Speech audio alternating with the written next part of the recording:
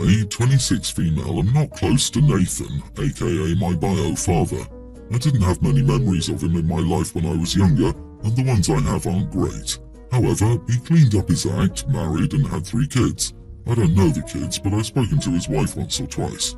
I know social media doesn't tell all, but from what I've seen, he seems like a great dad and a good husband. I'm genuinely happy for him and his family. Nathan contacted me about 7 years ago after my mom died. It was just to offer his condolences and ask me if I needed anything to help me with burying her or anything like that. I rejected his offer and I ended up going to school abroad on a scholarship, so I didn't ask him for any financial help later on either. After that, we had some contact, but only a little. Mostly he'd say happy birthday or happy holidays, and I'd say thanks, but there were occasional conversations. I had a baby in April of last year and my husband and I finally got around to flying back to the country I'm from to show our daughter where I grew up. I know she won't remember this trip, but it's important to me that she meet my mom, even if it's just a headstone. One of my mom's oldest friends told Nathan I was in town, and Nathan called me and invited me to eat at a local restaurant. My husband encouraged me to go, so I did. When I got there, it was awkward at first and we made some small talk for a minute, but then a few of his friends ended up walking in and coming up to us. They started saying how much my dad bragged about my siblings and me, how they'd been dying to meet his kid who moved to another country for school, etc. One of them said how nice it was that my dad was finally going to be able to meet his granddaughter, and Nathan said how excited he was to do all the things with her that he used to do with me. I must have made a face because Nathan asked what was wrong. I said that I don't remember any of the things we used to do together because we only started talking again when I was 19 after my mother died. Before then, he was either intoxicated or just never around. He said that I was making him sound like a bad dad, and I said, "You seem like a good one to your kids, but you weren't my dad at all." I left after that and he ended up texting me later saying how crappy it was of me just to throw his past mistakes out there, especially in front of his friends, and that I could have picked another time to air out our history. I haven't responded to his texts. All I want from my father is honesty. That's it. His fronting to other people that our distance from one another is somehow mutual, or no fault of his own, is what bothers me. I could forgive him, I want to forgive him, but I can't forgive him for something that he's never actually apologised for and apparently hasn't truly acknowledged either. So, am I the idiot for airing out my bio dad's dirty laundry? Not the idiot. The easiest way not to be embarrassed by being caught out in a lie is actually very simple. Don't lie. It sounds like, unless you really want otherwise, that bridge is better left burnt and left in the past, because he didn't sound sorry. It sounds like he wants to pretend it never happened. I think it's pretty obvious. The rule is, if you were a crappy parent, you don't have bragging rights. It's that easy. It sounds like all this dude cares about is appearance. He was never there for you and ruined his chance to have a good relationship with you by lying. Good job calling him out. Please don't feel guilty at all. You tried, he lied. Yep, your dad likely arranged for his friends to drop in and speak of the relationship he wanted with you as if that was natural. He probably feared your rejection or your bringing up his past behaviour. This appearance of his fan club was likely his effort to dissuade you from doing that. Now he's angry because it didn't work. He now wants to be the victim and you the bad guy. Pretty neat manoeuvring. Had you played along, he would have been able to maintain the fiction that his first family had no fault to find with him. Agree, but the real talk though is that a friend of your mother informed him needs a serious dressing down. She had no business telling your father you were there without your say-so. If you wanted him to have that info, you would have told him yourself. It's really awful that she decided to meddle and give a man you basically have a non-existent relationship with information that you never said you wanted him to have. Your dad was wrong for lying to his friends, but what that lady did was 100% not okay. My daughter is nearly an adult, and I told her a few years ago that when she turns 21 I will give her her grandmother's pills. She's my only daughter and I think my mom would want her to have them. I didn't want to give them to her right away though because I was worried my ex would take them from her. She was fine with waiting until 21 and very happy that I promised them to her. They are, however, still mine. My son's wife, then fiancée, asked to borrow the pills for their wedding as her something borrowed. I agreed and loaned them to her. My daughter saw her wearing the pills and asked when they returned from their honeymoon if it was the same set. Daughter-in-law confirmed that it was and said she had borrowed them for the ceremony. She returned them before they left for their honeymoon.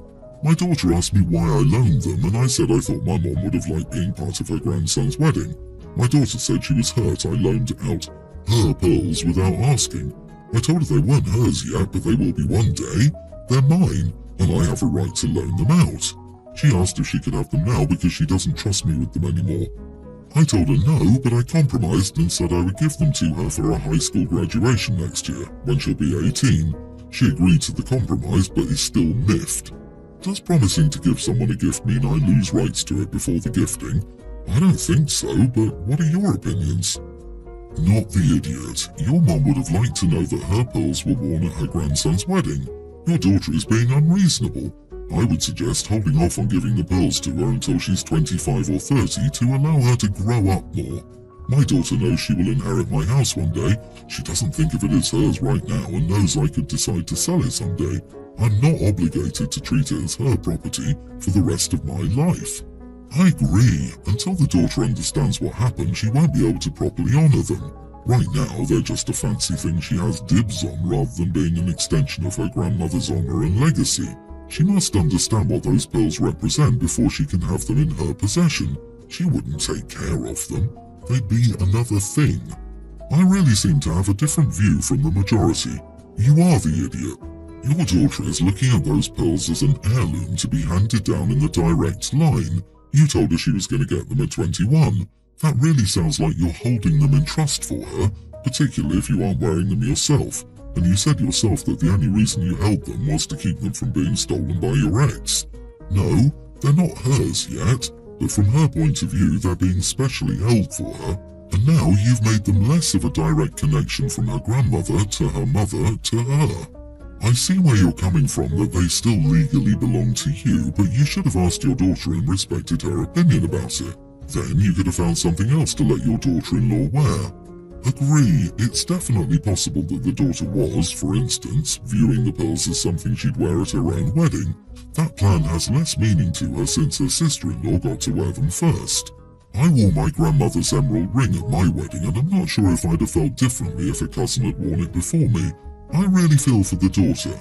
The sentimental value of jewellery like that can be high for some folk. My 32 male girlfriend, 31 Anne of 4 years, has a condition where if she's hungry she has to eat something or snack. Otherwise she will be very sick and throw up. She's seeing a doctor about it. However, the doctor said it's hard to treat as it's her body's response back when she had an eating disorder before we started dating. In general, this condition is manageable, and she always has snacks with her if she feels hungry, and both of us make sure that they're always available. A lot of these snacks are healthy, like dried peas, meat chips, fruits, etc. Last weekend, my sister invited the rest of the family and us for breakfast as she had some news to announce. She lives in a country house quite a distance away from the shops. She's also asked Anne and me not to bring any snacks since she felt it was disrespectful and caused trouble with her kids. I reminded my sister that Anne has a medical condition and can't go hungry, to which my sister assured us that there would be food when we arrived and it would be ready to eat. Last time it wasn't the case, and the food wasn't ready until 4 hours after, which is why Anne had to snack on her dried fruits. We agreed and arrived in the morning as promised to help my sister. Anne had some fruits for breakfast and coffee. There was no food available but plenty of snacks like nuts, cheese and fruit, so when Anne got hungry and didn't have any snacks and the hot food wasn't ready, she asked my sister if she could snack on the cold food. My sister wasn't happy about it and started shouting at Anne, calling her childish for wanting to eat, and she could wait for the hot food since her kids were patiently waiting. I've reminded my sister that Anne has a condition and cannot go long times without food, but my sister refused to budge. As my car was blocked by my brother-in-law's car due to tight parking, I asked him to move so we could go to the shop and get something, but my sister said no as she needed my brother-in-law around to help and we could just wait until the food was ready. Unfortunately, this delay caused Anne to get sick, so we had to leave soon after the food was ready as she wasn't feeling well and carried on throwing up.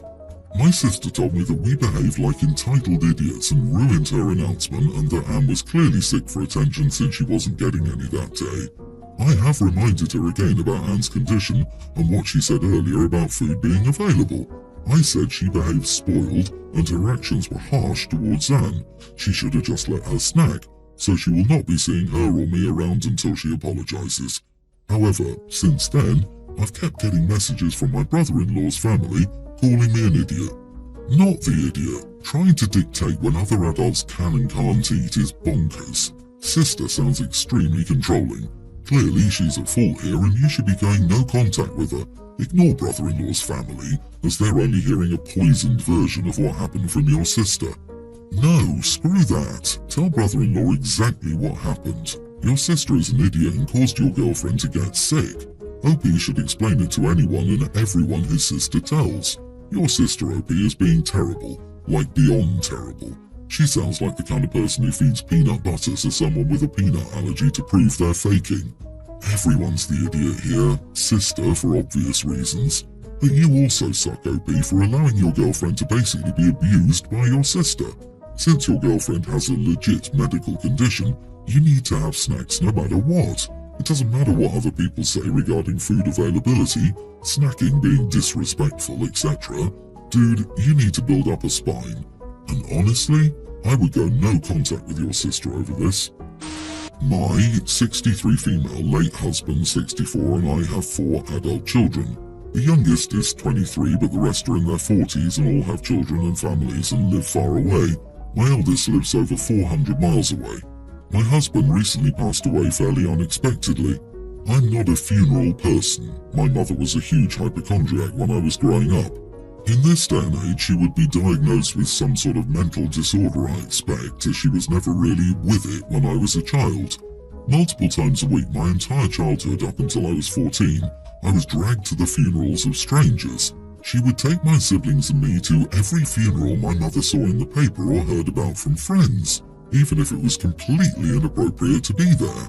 She'd sometimes lie if it was an intimate funeral. We were cousins of the deceased or the family of their dear friend. We'd spend hours there doing nothing at all. Being presented with death so much as a child was quite emotionally distressing. Many funerals we went to had open caskets, as we lived in a quiet Catholic area. It haunted my dreams as a child.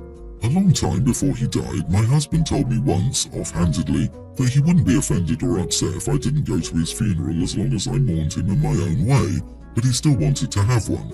So, before his funeral, my children and I shared a meal, and they assured me it was okay not to come, and their father wouldn't be upset, and they just wanted me to do what was best for me. After the funeral, I received angry emails from friends and relatives of my husband, especially his mother, who is in her 90s, saying I completely disrespected my husband and I abandoned my children. They were inconsolable at the funeral and travelled for it just to be let down by their mother. My children have told me that I have nothing to worry about and that they weren't crying because I wasn't there, but the emails keep flooding in, calling me selfish and telling me I was letting my entire family down and asking if I really loved my husband. It's very distressing and I'm wondering, should I have sucked it up and gone as a courtesy to my husband's family? Am I the idiot? Your husband said you didn't have to go. Your children said you didn't have to go. So you don't owe anything to the people who wrote the emails. Not the idiot, OP.